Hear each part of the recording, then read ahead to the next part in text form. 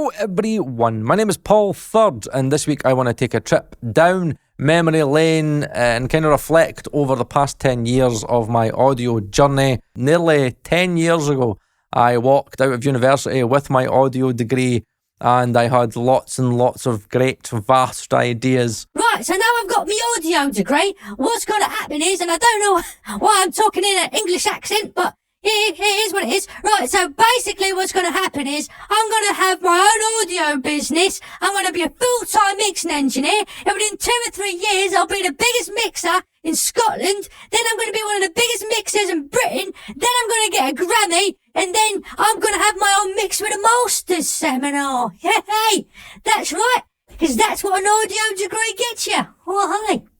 Unfortunately, for anybody that gets an audio degree, no, that's not what happens.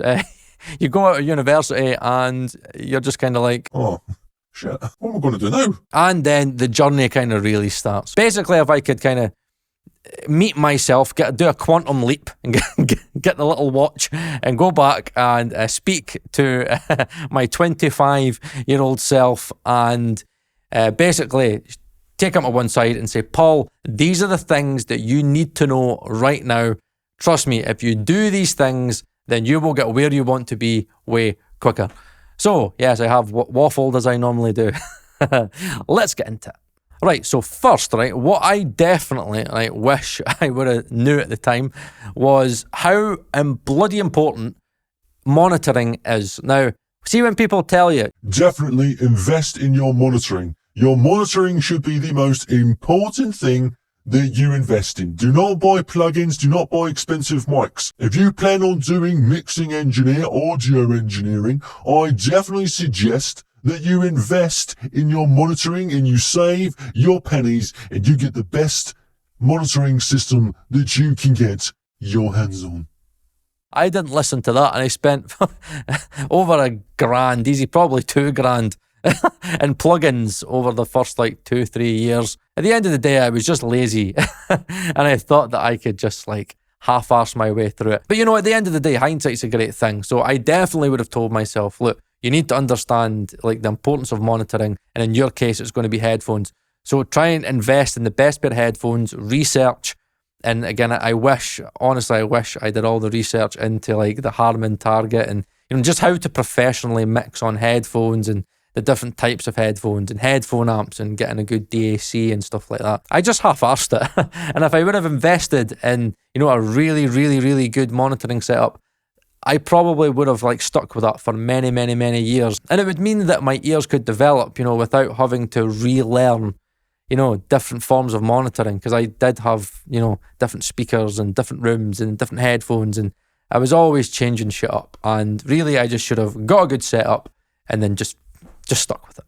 And then once I'd learned compression, I would have told myself, Paul, please, please, please learn about gain staging, because again, I've made an entire video all about it. Gain staging is important in many aspects. Okay, there's many aspects that it's not important, but if you're going to be working with analog gear, then you should know gain staging. If you are working with analog emulations, which I was using a ton of analog emulations, then I should have understood about gain staging, and again, how to gain stage your input correctly to get, the intended sound of the unit that you're using, and when you're stacking stuff, how that saturation can build if you're just overloading your input of all your plugins. So yeah, I really do wish I would have learned about gain staging, because I know I mucked up quite a lot of mixes and oversaturated stuff and had way, way, way too many chains of plugins, which brings me to my next thing, which is I really wish that I would have learned,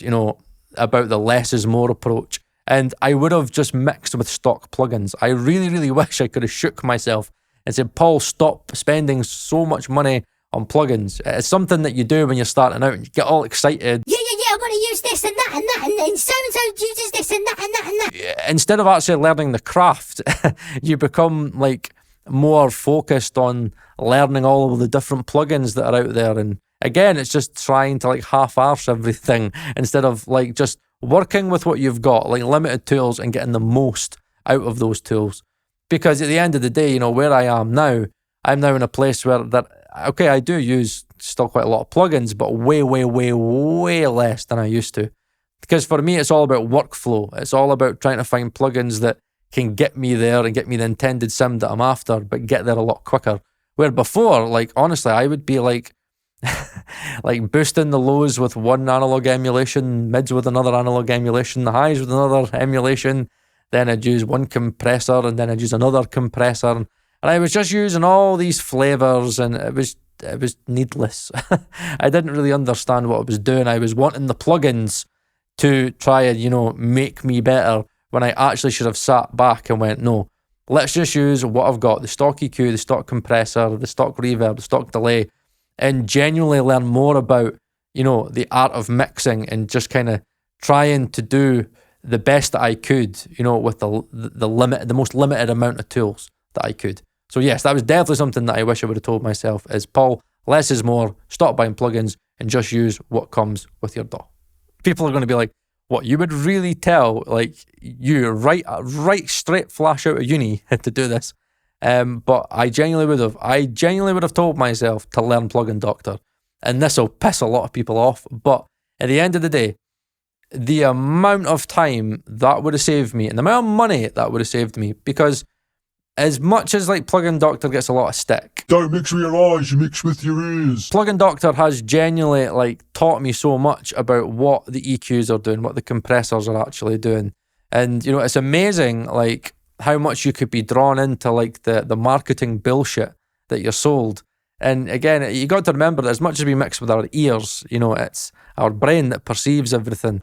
And it's very easy to believe that you're hearing magic when it doesn't exist in audio.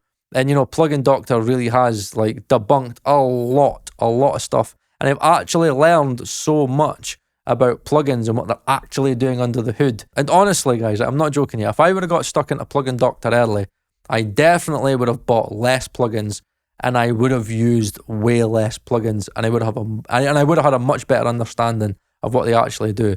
So I don't care what anybody says. I genuinely wish I got into plugindoctor a long time ago. Now, another thing that I really wish that I would have told myself was about the importance of drum samples and, you know, a drum phase, so making sure that your drums are aligned. Again, laziness, right? Again, the whole drum phase thing, I used to be like, nah, because I was never a drummer, you know, I was a guitarist. Oh, all you fucking drummers, man. Fucking boring. Who gives a shit about a tom? And it's only until you actually, like, I got further into it, and I was like, I think into my second year, and I was like, shit, it's really important to get an amazing drum sound. But then again, I went down a rabbit hole, and I overanalyzed things way too much.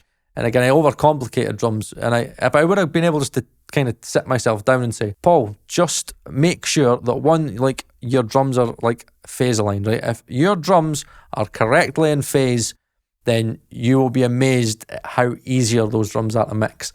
And you could use drum samples, because I think a lot of the times over the years I slaved on drums, because I think it's harder when you're not a drummer, because it's like you don't really know what the best sound for a drum kit kind of is. Like, again, Ed's really good. Ed Thorner's really good at getting great drum sims. And it took me a while, and, you know, reflect back on what I do now, I use a crap ton of drum samples. And you speak to guys like Joe Carroll, and again, he's got his own drum sample pack out. And again, he's been using drum samples for years. And genuinely, I could have easily got great drum sims by just investing in like really good drum sample packs, a good kind of drum trigger, and, you know, just having kind of drum samples that would give me the kind of tonal elements that I would want. So if I kind of wanted, you know, I kind of want a little bit more click in this kick drum, again, like get a really good kind of clicky drum sample. Again, if I want a nice bit of low end, again, get the right drum sample for it. And then learn just like that you don't really need to go bashing away with like tons of EQ. You can just get like a really well processed sample and layer that in and just kind of move on. We all know what it's like when you get some sessions through and you're like, wow, this drum kit sounds like absolute trash. But, you know, and it happens all the time. So yeah, if I would have had drum samples, then it would have made my life a hell of a lot easier. And in regards to making my life easier, another thing I wish I would have kind of taught myself was, Paul, don't like go bashing away at EQ when you could just, well, in terms of like big boosts and cuts, you know, when you've got like a high pass and low pass filters, like a lot of times, all I kind of feel I need a lot of the times is just kind of a high pass or a low pass. When you're trying to get stuff to fit, you know, it could be like a bass and a kick, and sometimes all you need to do to get, you know, the bass and the kick to sit a bit better is to kind of just like high pass the bass a little bit, and you know, and just kind of give that kind of low end more to the kick. Or again, it could be the opposite, and you want the bass to have a little bit more low end. It could be an 808, or it could be like a kind of a synth bass. You know what I mean? It could be like something that's got, you want the bass to have that kind of low end foundation. Or again, you might have a lot of like clutter up at the top, and again, you can just like take a lot of that kind of high end nastiness, kind of fizzle out the, you know, guitars, and you can just like low pass the guitars, take a lot of high end out, and leave that space for your cymbals, or kind of like you might want kind of the synths to be brighter or the strings to be brighter. Is really, really, really easy. And it saves me a lot of time when I'm mixing. And you'd be amazed at the amount of times where all I need is just a high pass and a low pass. And then kind of when you've kind of tightened things up, then you can kind of go, right, okay, you've kind of narrowed your bandwidth, so you can kind of think, right, okay, I kind of can hear that maybe that guitar maybe just needs a bit in the mids. You know what I mean? Where before I was like carving away at top end and at low end, and I was just, you know, and it's one of these things where when you keep on just like manipulating and just kind of bashing away at EQ, you can just I call it painting yourself into a corner. You know, again, I'm not saying like you need to high pass and low pass everything, but there's times where, you know, I can just sit back and go, yeah, I want this to have like, I want it to be a little bit darker, right? Okay, stick a low pass in there, darken the electric guitars, or darken the acoustic guitars, or darken the piano.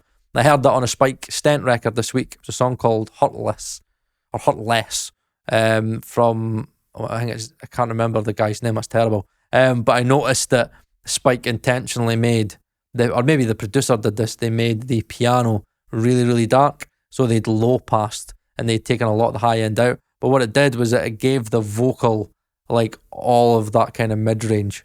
And then he kind of left a bit of the top end for when the acoustic guitar comes in, and everything just kind of has its space tonally. So yes, I know, again, I'm waffling, I'm sorry. I just struggle. I just can't help it. I waffle. So yes, high pass, low pass filtering, that's definitely something that I would have kind of taught myself to do first before bashing away EQ. Please don't like listen to this and like perceive this as me telling you as a guy or girl new to the industry that this is what you should be doing. This is what I would have told myself. And mixing into a limiter is something that I do in every mix. It was something that I was taught by, you know, my mentors, and it's definitely something that I think is a valuable tool to use. I know Jason Joshua does it, and actually a ton of mixers I know do it, because you can make decisions knowing if it's going to affect the timing of the limiter.